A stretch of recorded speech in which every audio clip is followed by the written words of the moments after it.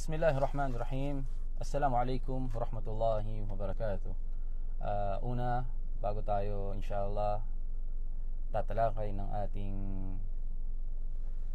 pag-usapan o paksa sa hapon na ito, ay binabati ko ang lahat na tanggapin ni Allah subhanahu wa ta'ala ang ating mga mabuting gawa, at alhamdulillah, pasalamatan natin siya dahil pinaabot niya tayo ngayong buwan ng Ramadan, buwan na kung saan ay dinodoble ni Allah subhanahu wa ta'ala ang gantimpala ng isang tao. At ang buwan na ito, mga kapatid, ay fursa kabira, napakalaking pagkakataon para patawarin ni Allah ang ating mga kasalanan, at malaking pagkakataon ito para tayo ay magbagong buhay.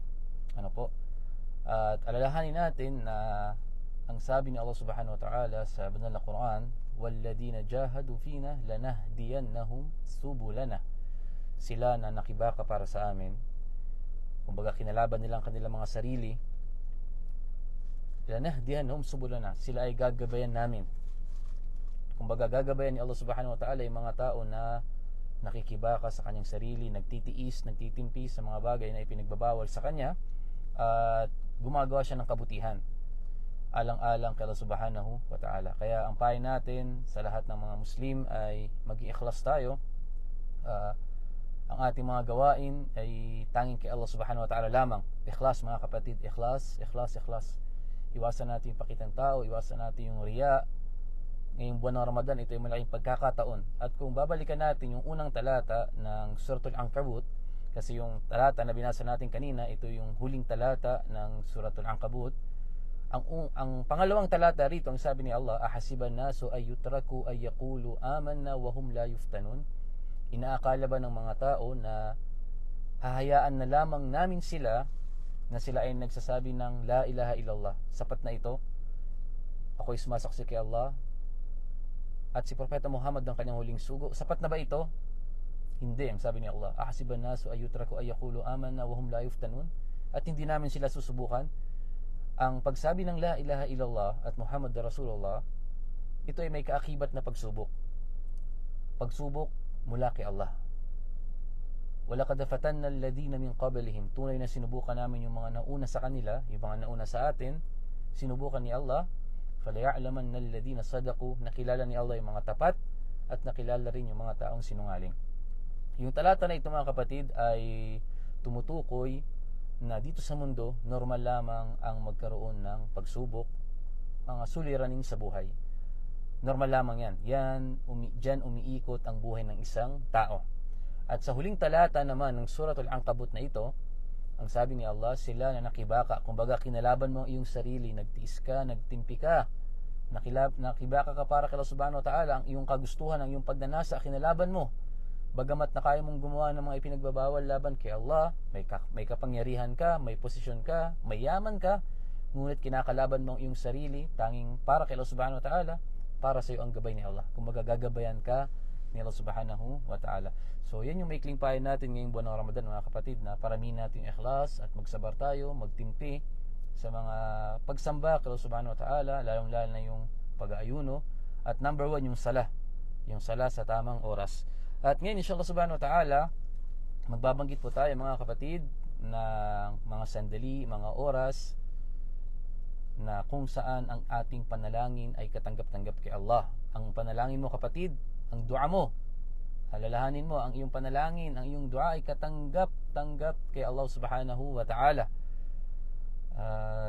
Inshallah, babanggitin natin ang mga sandali na yan. Kaya kapag dumating sa iyo yung sandali na yan, maging madamot ka sa iyong oras. Maging madamot ka, kapatid, dahil bibihira lamang o minsan lamang sa darating oras na yan. Kaya maging madamot ka. 5 minuto, lahat ng dua mo. 10 minuto kung kaya mo, lahat ng kahilingan mo kay Allah ay hiling mo. Lalo na yung patawarin niya ating mga kasalanan, ang kasalanan ng ating mga magulang, gabayan niya tayo, patibayin niya ang ating pananampalataya, iiwas tayo sa mga tukso, lalong-lalo na yung dua na napakahalaga, na kung saan ito ay laging pinapanalangin ni Propeta Muhammad sallallahu alaihi wasallam sa kanyang kapayapaan. "Rabbana atina fid dunya hasana."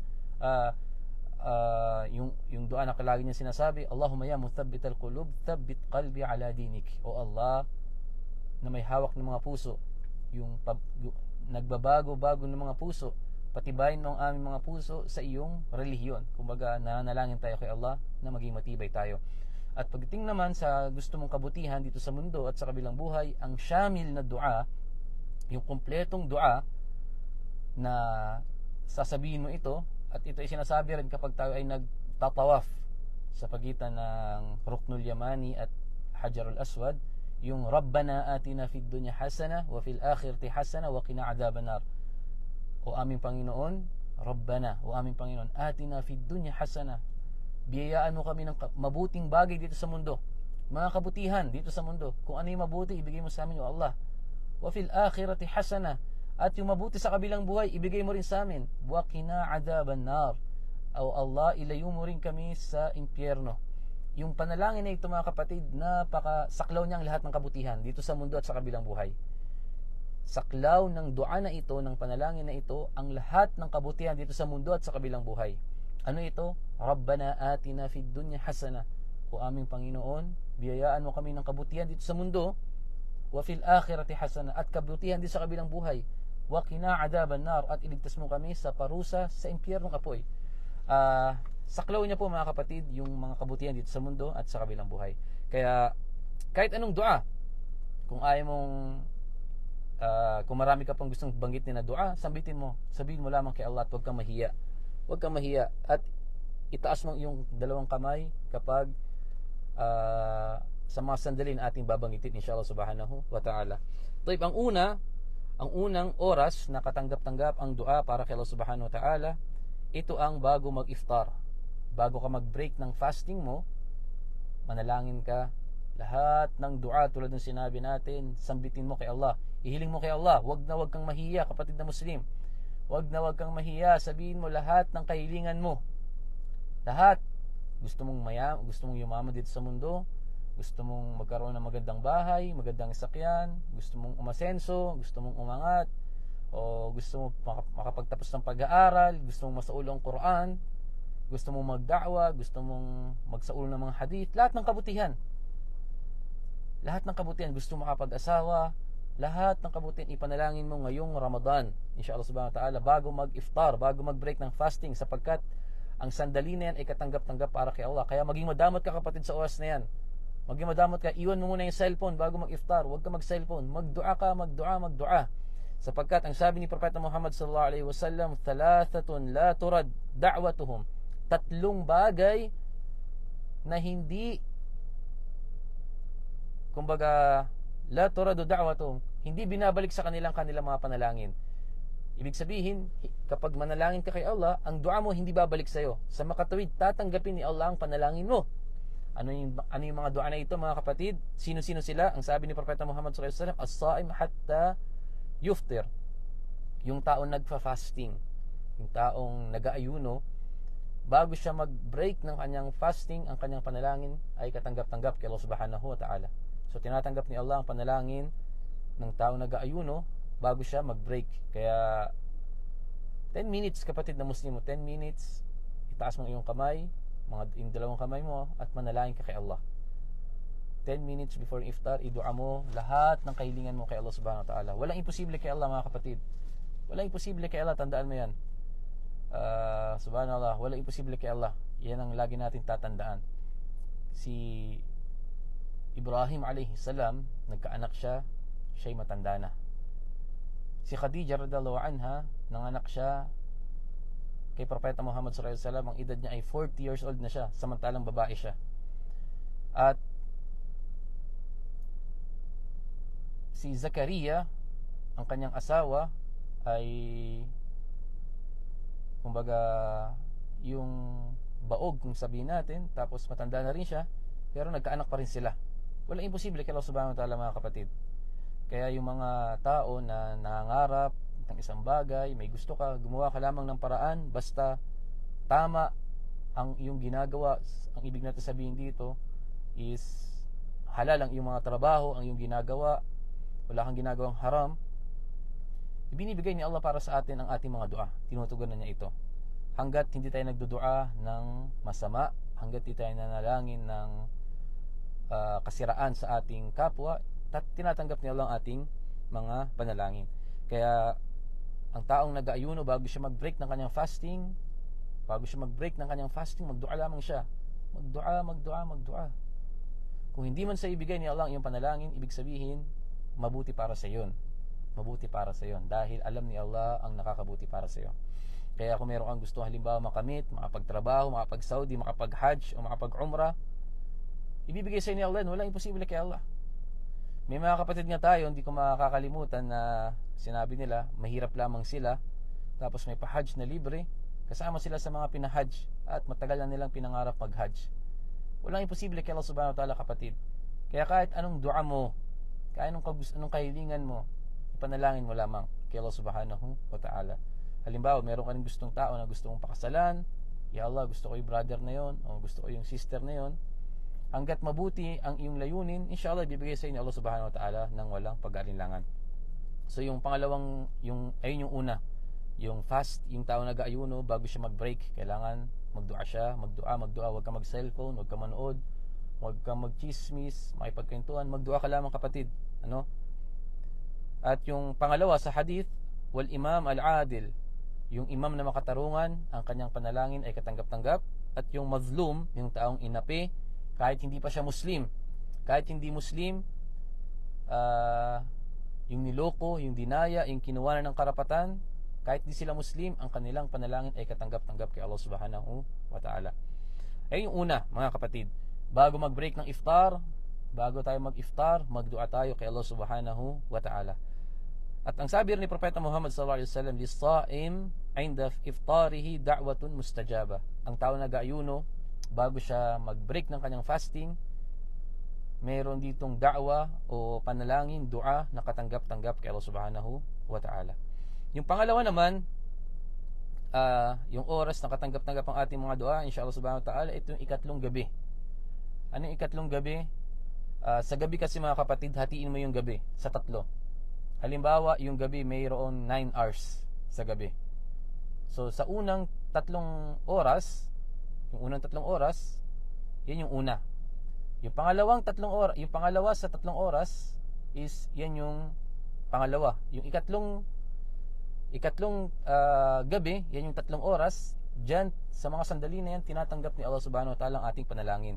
At si Allah subhanahu wa ta'ala, mayroong hadithul qudsi na kanyang sinabi, sino man ang hingi ng kapatawaran sa akin, papatawarin ko ang kanyang kasalanan. Sino man ang hiling sa akin, tutugunan ko ang kanyang kahilingan.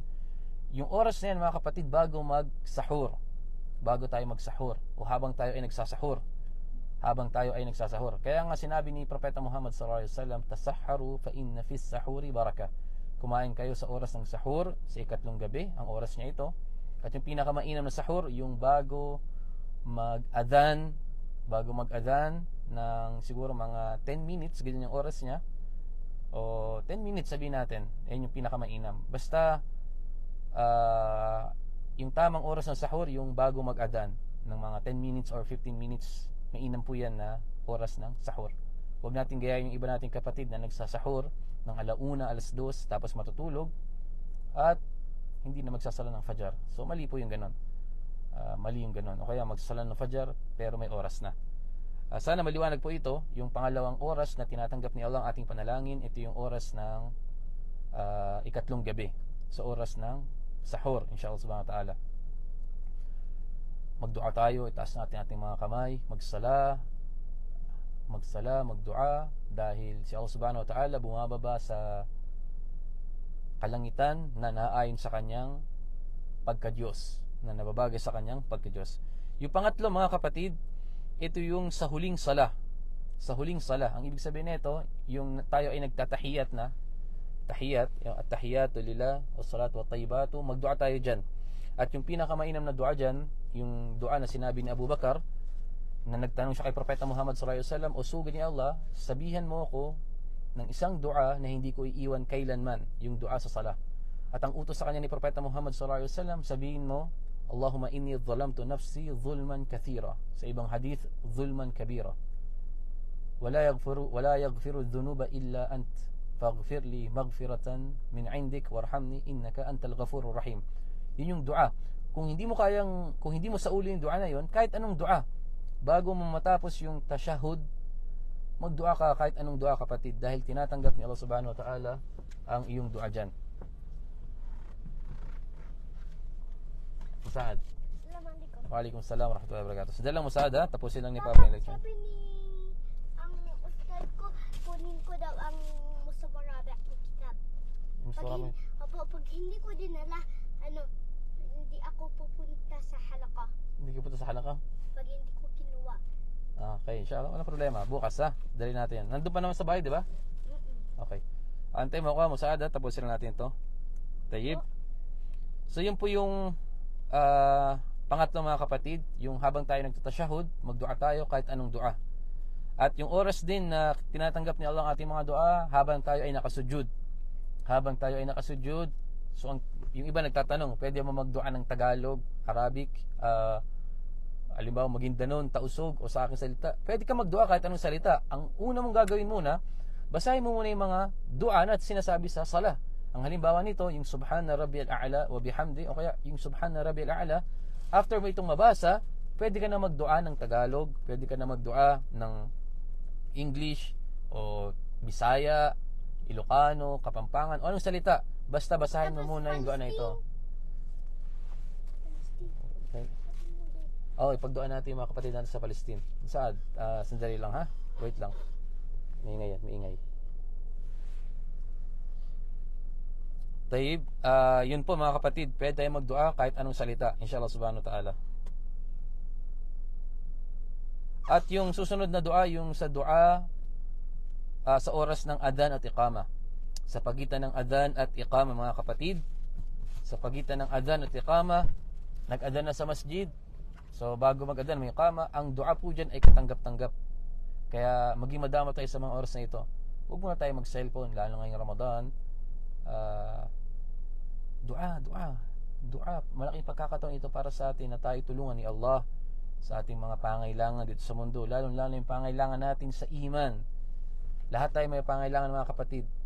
May kailangan tayo, pero ang number one na kailangan natin sa ating mga sarili, kailangan ng ating mga anak, ng ating pamilya, at lahat ng tao ang paniniwala kay Allah. Ang tamang iman, ang tamang paniniwala sa Kanya. Nang malasap natin ng tama kung ano ang pananampalataya na gusto sa atin ni Allah subhanahu wa ta'ala. Dahil ang iman mga kapatid, ito ay may lasa. May lasa yung iman.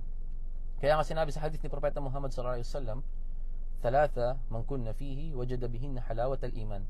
Tatlong bagay, tatlo, kapag tinaglay ng isa sa inyo yung tatlo na ito, dapat yung tatlo na ito taglayin ko, taglayin mo, taglayin natin lahat upang malasap natin ang tamis ng iman.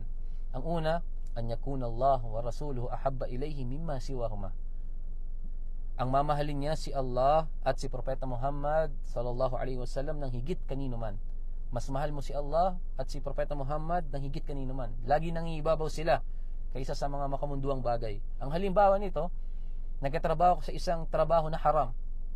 Dahil sa pagmamahal mo kay Allah at pagmamahal kay Propeta Muhammad sallallahu alaihi wasallam, unang-una ay pagmamahal kay Allah. Pagkatapos pagmamahal kay Propeta Muhammad sallallahu alaihi wasallam, iiwan mo yung trabaho na yan kasi haram, di ba?